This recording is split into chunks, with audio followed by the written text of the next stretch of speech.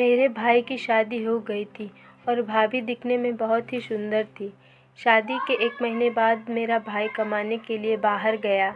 भाभी रोज़ मुझे थोक सामान की दुकान से एक चीज़ लाने के लिए कहती थी और मुझे वो चीज़ लाने में बहुत शर्म आती थी। मैं सोचता था कि जब भैया घर पर है ही नहीं तो भाभी इस चीज़ का क्या करती होगी। हार कर मैंने एक दिन भाभी से पूछ लिया तो भाभी कहने लगी कि मैं रात में खिड़की खुली रखूँगी तो तुम देख लेना मैं क्या करती हूँ।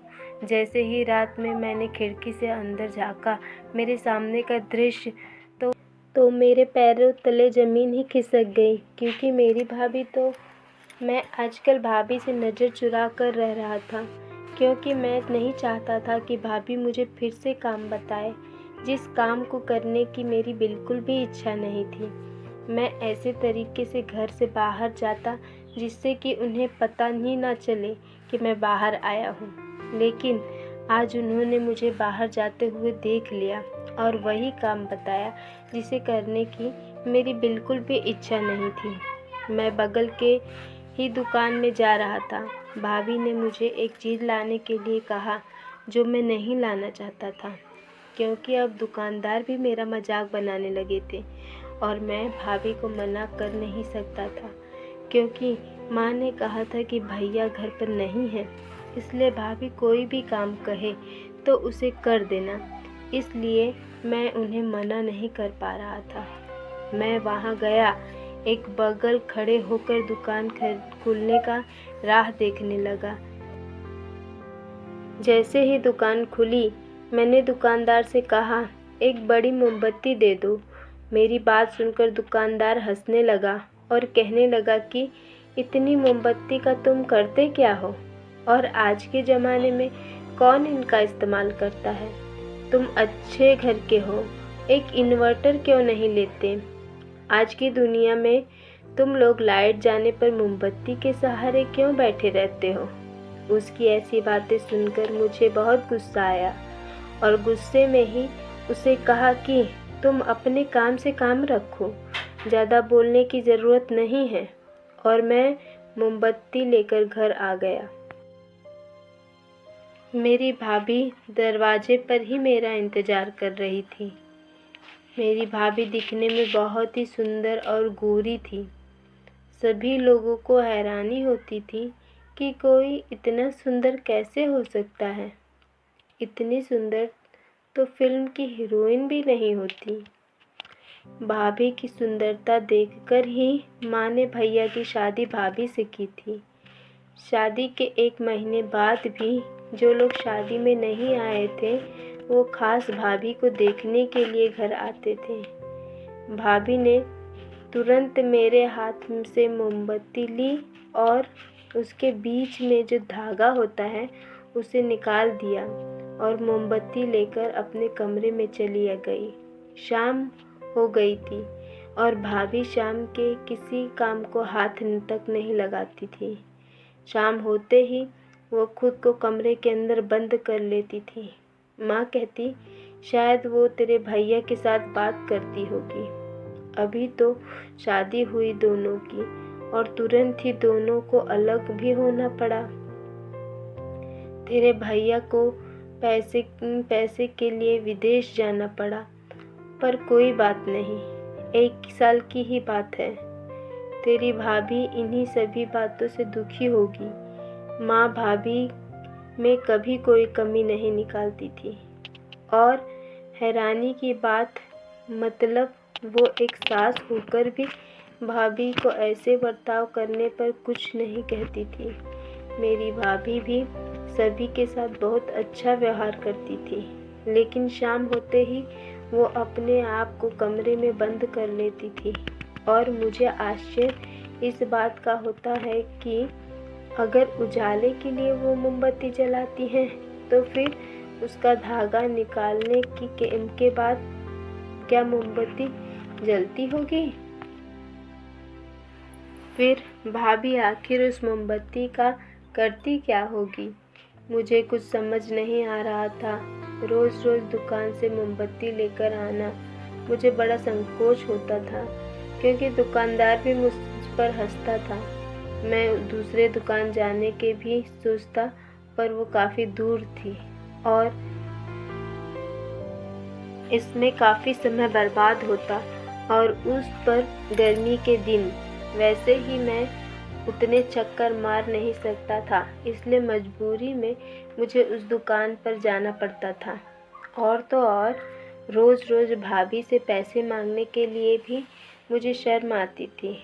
इसी दौरान दीपावली का त्यौहार भी आ गया था। हमने ज़ोर शोर से दिवाली मनाई। तभी मेरे दिमाग में एक तरकीब आई। मैंने एडवांस पैसे लेकर घर में इन्वर्टर बिठवा लिया था। मुझे विश्वास था कि आगे से भाभी मोमबत्ती लाने के लिए नहीं कहेगी। लेकिन मुझे हैरानी तब हुई जब भाभी ने कुछ पैसे देकर मुझे मोमबत्ती लाने के लिए कहा। मैंने भाभी से कहा, अब तो घर में इन्वर्टर है, फिर आपको मोमबत्ती की क्या ज़रूरत है? भाभी ने मुझे कोई उत्तर नहीं दिया और अपने कमरे में चली गई। आखिर नाइलाज होकर जो काम मुझे पसंद नहीं था वो करना ही पड़ता था। एक दिन गुस्से में आकर मैंने भाभी से पूछ ही लिया कि आखिर आप इस मोमबत्ती का करती क्या हो? तब भाभी हंसी और कहने लगी कि आज रात मैं खिड़की खुली रखूँगी, तो आप खुद ही देख लेना कि मैं मोमबत्ती का क्या करती हूँ। मुझे बड़ा अजीब लगा कि भाभी बहुत ही अलग तरीके से बात कर रही थी। मैं ये बात माँ को भी बता नहीं सकता था। एक दिन भैया का फ़ोन आया और माँ से कहने लगे कि लगता है आप लोग ने मेरी पत्नी को बहुत लाड प्यार से रखा है, इसलिए शायद मेरी याद आती नहीं। वो तो मुझे फ़ोन तक नहीं करती। ये सुनकर माँ कहने लगी, वो तो शाम को सारे काम निपटा कर अपने आप को कमरे में बंद कर लेती है। मुझे लगा कि वो तुमसे ही फ़ोन पर बात करती होगी और उस समय तुम्हारे वहाँ दिन होता होगा, इसलिए मुझे लगा कि वो तुम ही से गप्पे मारते बैठती होगी। भैया कहने लगे, नहीं ऐसा कुछ नहीं है, वो मुझसे इतनी देर तक बात नहीं करती, चलो जाने दो, बाकी सब ठीक है घर में। और भैया ने बात काट दी और इधर उधर की बातें करने लगे। माँ भी अब भाभी पर संदेह करने लगी थी, इसलिए माँ ने अब भाभी को रात का सारा काम करने के लिए कह दिया, क्योंकि इससे भाभी काम में व्यस्त हो जाएगी और हम लोगों को रात को देर से खाने की आदत थी। भाभी शुरुआत में 2-3 दिन तो काम करी, पर बाद में टेंशन में रहने लगी और कहने लगी कि मैं रात का काम नहीं कर सकती। एक तो शादी होते ही आपने मेरे पति को परदेश भेज दिया और अब घर के सारे काम मुझसे ही करवाते हो। मैं सुबह का सारा काम कर सकती हूँ, लेकिन रात का काम मुझसे नहीं होगा। इसी बात को लेकर माँ और भाभी में काफ़ी लड़ाई होने लगी।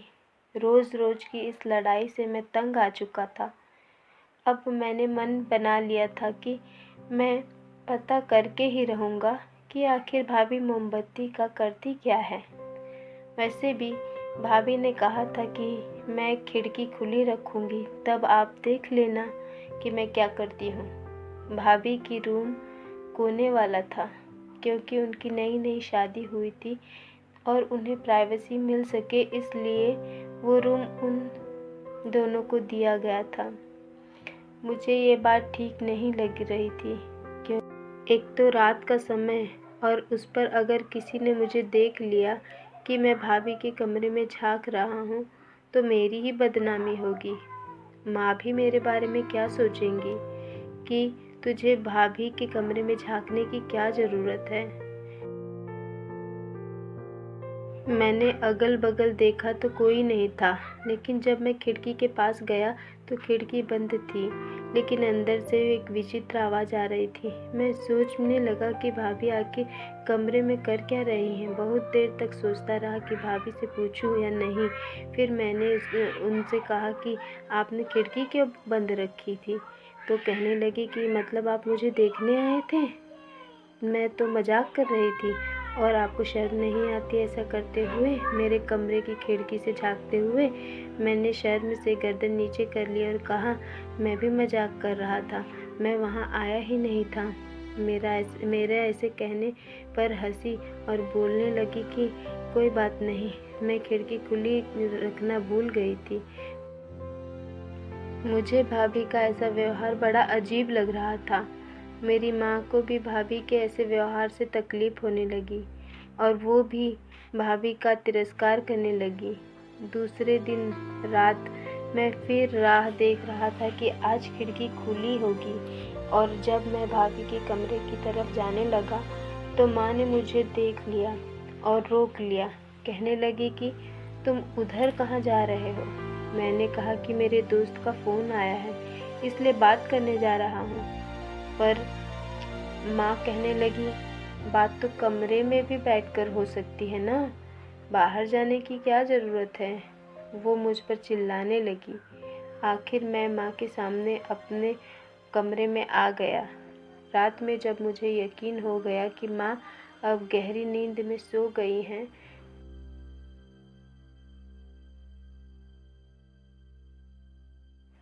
तब मैं फिर से भाभी के कमरे के बाहर आया, पर इस बार भी खिड़की बंद थी और कमरे से अजीब आवाज़ आ रही थी। मैंने गौर करके वो आवाज़ सुनने की कोशिश की। कहीं भाभी भैया की यादों में रो तो नहीं रही होगी, पर उनके व्यवहार से ऐसा कुछ लग तो नहीं रहा था। और भैया तो कह रहे थे कि वो मुझसे ठीक से बात तक नहीं करती। क्या तुम लोगों ने उस पर ज़्यादा काम का बोझ लाद दिया है? ऐसा तो कुछ भी नहीं था। फिर ये आवाज़ कैसी थी? अब मैं बहुत चिढ़ सा गया था। दूसरे दिन मैंने भाभी से कुछ नहीं कहा। वो मेरे साथ मजाक कर रही थी। रोज़ कहती थी कि आज मैं खिड़की खुली रखूँगी, पर वे वैसा कुछ करती नहीं थी। मैं रोज़ रात में चोरों की तरह उसके कमरे के बाहर का चक्कर मारता रहता था। अब तो मुझे ही टेंशन आने लगी थी, इसलिए मैंने अब सोच लिया था कि मैं अब ये सारी बातें दिमाग से निकाल दूँगा। वैसे भी मुझे उनकी पर्सनल ज़िंदगी में दखल देना ठीक नहीं लग रहा था और दूसरे को वो मुझे मोमबत्ती लाने के लिए कहे ही जा रही थी। फिर मैं करता भी क्या? एक दिन अचानक भैया का फ़ोन आया कि शहर का माहौल बहुत ख़राब होता जा रहा है, इसलिए मैं 3 महीने की छुट्टी लेकर घर आ रहा हूँ। हम सब ये बात सुनकर बहुत खुश थे, लेकिन भाभी का चेहरा मुरझाया हुआ था। उनके चेहरे पर डर साफ नज़र आ रहा था। वे कहने लगी कि ऐसी अफवाहें तो उड़ती रहती हैं, उन्हें क्या ज़रूरत है तुरंत वहाँ से आने की? अगर काम नहीं करेंगे तो पैसे कहाँ से आएंगे? ये सुनकर माँ से रहा नहीं गया और माँ भाभी से कहने लगी कि एक तो तेरा पति उतने दिनों बाद घर आ रहा है, इस बात को तुझे खुशी होनी चाहिए, और तू है कि पैसे को लेकर बैठी हुई है। उस पर भाभी ने माँ को पलटकर जवाब दिया कि पैसे नहीं होंगे तो घर कैसे चलेगा? एक तो आपका ये बेटा कोई काम करता नहीं और मुझे बच्चों को ट्यूशन लेने पड़ते हैं, जिसके सहारे अपना घर चलता है। और माँ भाभी से कुछ कहती इससे पहले मैंने ही माँ को शांत कर दिया और उसे उसके कमरे में जाने के लिए कहा। घर का माहौल अब बहुत ख़राब रहने लगा था। मेरी भाभी छोटी छोटी बातों को लेकर ताने मारती थी। शायद उनके अच्छा व्यवहार करने का नाटक खत्म हो गया था। मैं भाभी से दूर ही रहता था और अपने काम से मतलब रखता था। अगर कुछ काम बताया तो ही बात करता था, वरना बात तक नहीं करता था। एक दिन मैं फ़ोन पर बात करते हुए भाभी के कमरे के सामने से गुजर रहा था। तभी जिस चीज़ के बारे में मैं सोच भी नहीं सकता था वो चीज़ हुई। भाभी के कमरे की खिड़की खुली हुई थी और लाइट भी चालू था।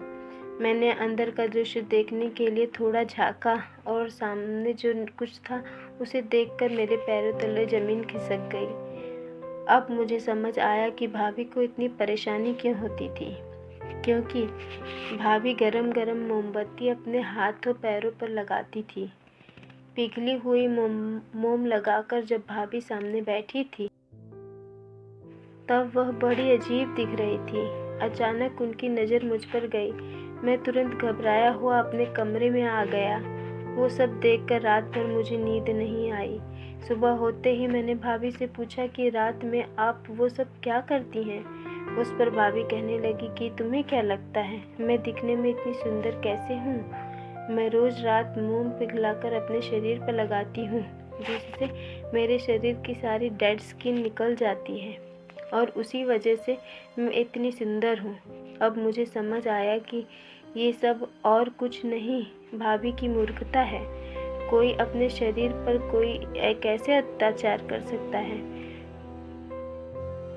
और तो और जो व्यक्ति खुद को इतनी चोट पहुंचा सकता है वो दूसरों के साथ कुछ भी कर सकता है।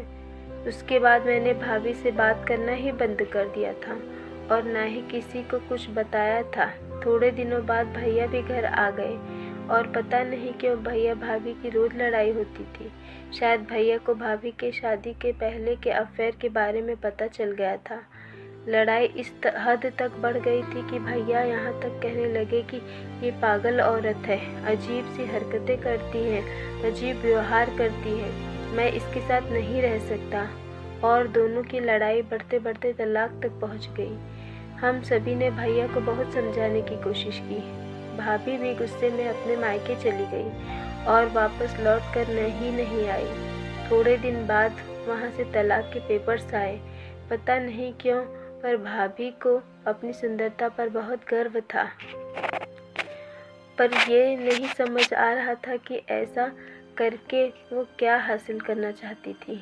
आखिर दोनों का तलाक हो गया। मेरे भैया माँ से कहने लगे कि शादी करते समय सिर्फ तुमने उसका चेहरा देखा, उसका चरित्र, उसकी बुद्धिमत्ता नहीं देखा। शादी कोई खेल नहीं होता माँ, सिर्फ उसकी सुंदरता देखकर तुम उसे घर ले आई। और मेरे पास भी भैया को कुछ कहने के लिए शब्द नहीं थे।